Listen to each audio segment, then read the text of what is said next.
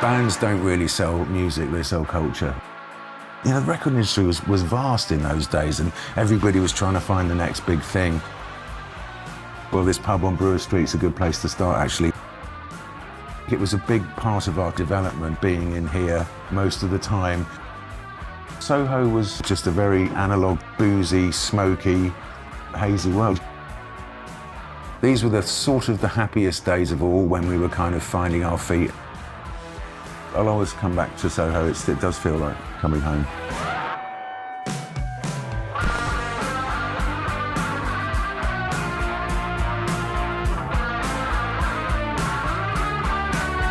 Hello. Hello. What a meeting. Blur in Soho. Yes, You good? indeed. You're great. Come on, let's go in. After you. There's photos floating around the internet of you in here and outside on the street. This is very much kind of Blur HQ. Well, right back in the beginning, yeah, a long time ago, like 89, 90. I mean, I lived in Colchester and that's where I met Graham. Yeah. I met him at Stanway Comprehensive School. So we've known each other for 40 years now. So, I mean, we didn't come up here until until we were like 18, 19, wasn't it? Yeah, that sort of time. I went down to Carnaby Street on my own from Colchester when I was about 14, maybe 13, and got my ear pierced. That was a big moment for me. When was the last time the four of you were in this pub, do you think? That would be a long time ago. Really? Yeah, in 1989, coming to Brewer Street was like magic. You know, excuse, I used to find any excuse to come and visit the record label. Even if there was nothing really to talk about, I'd come. I was just so into it. When you were writing your book and you were kind of recalling all these kind of places, did you walk around and kind of get a feel for it again? It was all there. I preferred leaving it in that kind of possibly very altered state of how I remember it. If I come here, then, I mean, it's pretty much the same. It's just felt different. Just here is Golden Square. Yeah. And there was Soho Pizza, where we went through a list of names and chose the name Blur. Really? Wow. With Andy and Dave Bouth. Right, come on, let's go upstairs. All right. See the others.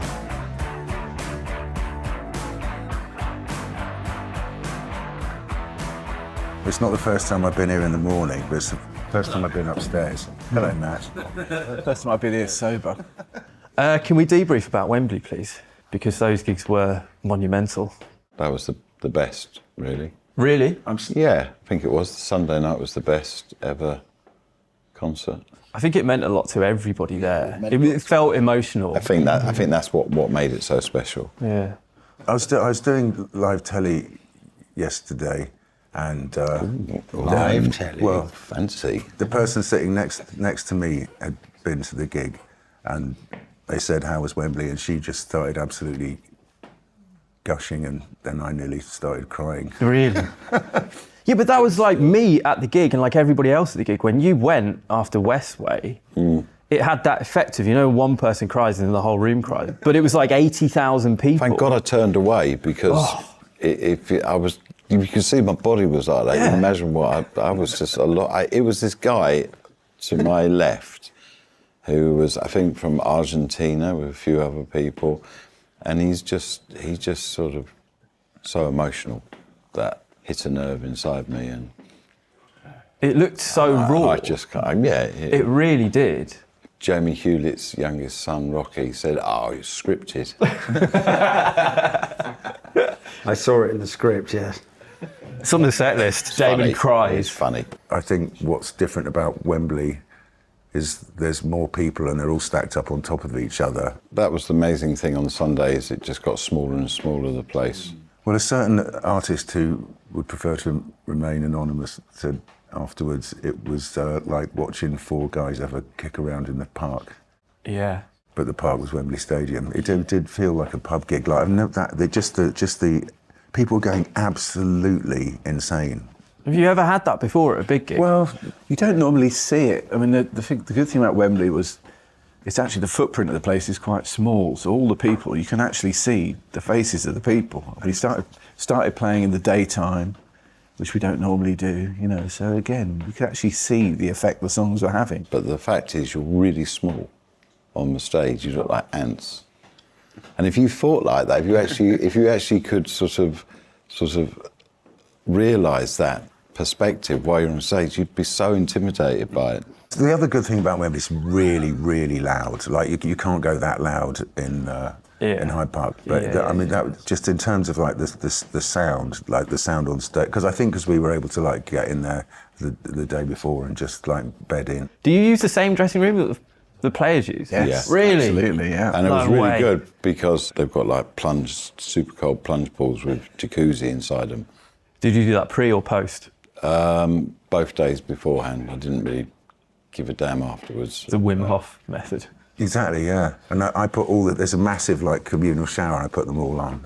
Did you really? Ran around singing. You put them all on? Yeah, Did you yeah. run circuits Yeah, but around the middle? hot, cold, hot, cold. Like, right. I didn't think of any of those sorts of fun things to do. Perhaps watching the Wham documentary Yeah. recently, I realised that Graham and I are George and Andrew. Oh, yeah. With Pepsi and Shirley, obviously. No, just that sort of at school kind of. But we don't have film of us, but definitely it was really strange how sort of similar in age. Really, we're not that far off, although they're kind of a whole generation before us. I think that's partly why the Wembley gig for me felt so soulful, because there were these breaks in the songs where you would look at each other and you would talk to each other and you would kind of, you know, put your arm around each other. The decision we made when it was discussed about doing singing those songs again and possibly doing it at Wembley, it was like, right, we've got to go right back to how we started, because unless we do it like that, it's not going to be the same. It's got to be that. We've got to be those kids and that dream happening now. That's all we've been doing, was just playing the four of us. It's amazing. I mean, I've lived with it for a few weeks now. It is something that you can really get your head into. Lyrically, I think it's among your best, and the storytelling is just sublime. The thing that I really love about it, and I may be wrong here, but to me, this is kind of what it says. It almost goes into that Mike Leigh thing of creating a couple of characters, taking things from real life, adding to the character as you go along. And it's not really a concept album, strictly speaking, but there are these recurring characters in it, right? Yeah. Oh, I mean, you know, obviously I'm in there. I think the band, everyone in the band's in there as well. Darren, obviously. I feel like the Ballad of Darren is a record that somehow carries all of us. Do you think that subconsciously in your songs there is a kind of relationship between the people who you wrote about on For Tomorrow and Young and Lovely, and, you know, even going right up to Westway and the songs you write now? Is it always the same kind of person in your mind who you're kind of skipping back to? I think these songs they start with a sort of a real hopeful and almost an innocent. I didn't think I'd ever think I'd look back on For Tomorrow and things like that as kind of innocence. There's a sort of an obliteration of these characters, and that I kind of liken to sort of writers like Paul Auster or whatever like that, where these characters are put through life, like we all are put through life, and are sort of spat out. So the sort of difference between the gig at the beginning and that front row or whatever at the end is very different. And I mean, the sort of taste and the feeling of where that character is so different to the beginning. It's almost like Spirit. It's not like an innocent young person anymore, you know, and I think that's something about the journey of that album. There's a kind of darkness to it. It's quite foreboding, and it's quite intense to listen to at certain times lyrically and musically as well. I think the music is reflected in that perfectly. At what stage do you guys actually get the lyrics? Do you give them the song and the lyrics are all there completed? Well, a lot of the lyrics are there, but I kind of sort of, yeah, it's a strange process. It's partly read off a page and partly just made up on the spot, and then I kind of go into the really tricky process of, you know, making it have some sense. And how long does that process take? I mean, on this occasion, it was like a month, really. But it's hard work. It's always hard. As the kind of words get clearer, Graham tends to kind of start writing stuff that almost paints the sort of emotions of what's been said in that line. Well, inadvertently, that became our sort of working relationship that I had to glean from whatever lyrics might be there, or just the melody, or just the chord sequences. What it's going to be. Kind of try to focus that sort of emotional drive. Try and do it with guitars. So, what was the first song on the new record that you attempted to record properly? The first moment where I remember it really going boom was St Charles Square. Yeah. Remember bouncing up and down with you. Really? Yeah, that was I had a playback at 13, and I straight after it finished, I walked around St Charles Square because I've worked out where it was, obviously. Why there? I'm, intrigued about why you chose that title for that song. Because I have had many encounters with St Charles Square over the last 30 years, and most of them have been kind of tinged with darkness. So it is a place where monsters live, past and present. The line in that about this year's migration is one that stuck out to me. Mm-hmm. And is that a reflection on gentrification? Could be. I mean, that's why I kind of enjoy writing lyrics, is to sort of give them enough kind of space to mean different things to different people. I mean, it was potentially quite daunting making another record at this stage of your career, but like actually from the very first morning, it was just effortless, joyous, weightless. I think that was the hardest work for me as a guitar player on that record. I did more guitar takes than any other album ever on that, But we were definitely ready to make a record when we went in there. And we could definitely see the potential of the songs and everything like that. The very first time we ever worked together, all of us, the four of us in a room, we wrote a song that we still play today. Like, it was there instantly. So high. And then we spent years doing it for hours every day, like 15 years doing nothing else. And then we've kind of continued to dip back in and out of it. And so that's an incredibly precious thing we've got. I remember walking on stage the other day and I said to Dave, this is easy, isn't it? And he was like, well, you've been doing it for 35 years, mate. Anything's easy if you do it for 35 years. Perhaps 35 years is the mark when it becomes easy then. Because up until that point, it was always pretty nerve-wracking for me. Why is it so special with the four of you? Because you've all played with other bands, you all know what it's like to play with other people, yet there's something that when the four of you come together, it's different. That is the key thing, We'd all played with other bands before this band started. We'd all played in bands with each other, various combinations. It wasn't until finally the four of us got together, the magic happened, and we were signed within a few months of that.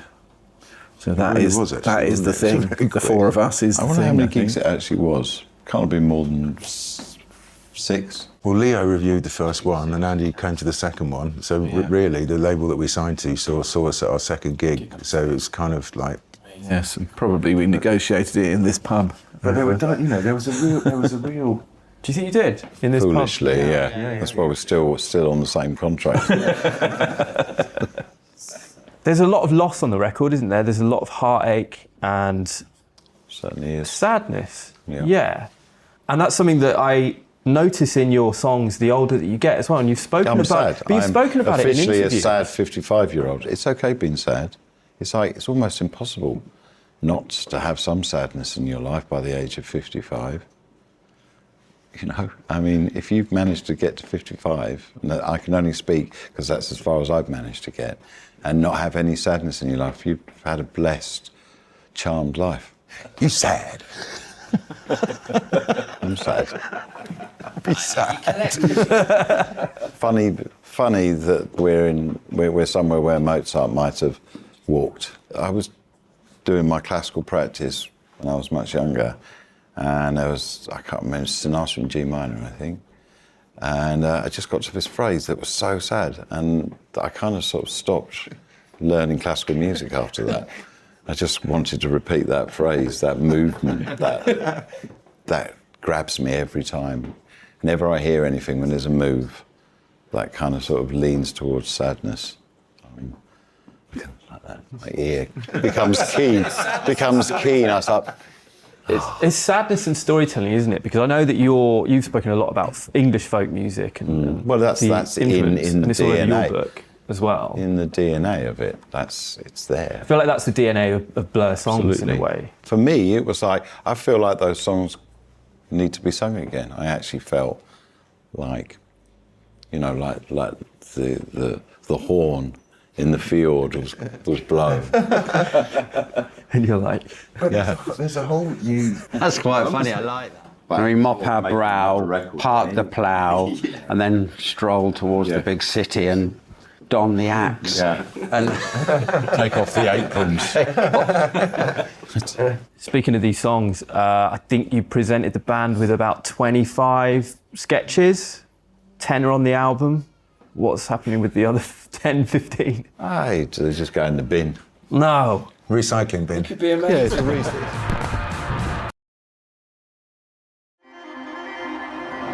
Quite a lot of people. A mile-long queue, people getting in. You know this? Oh, yeah. I'm not at all. No, I'm just dead. Can't sing all those songs, then that's just the way it is. But, you know, if I was really neurotic about things like that, then yeah, I would be shitting myself.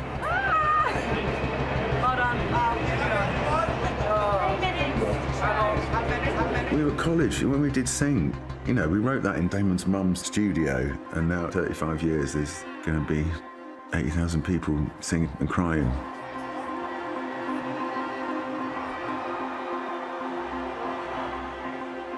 There's a million upsides, you know, credibility from my kids, but actually, the brotherhood of those cunts. And the music, it is its own greatest reward. It really, really is.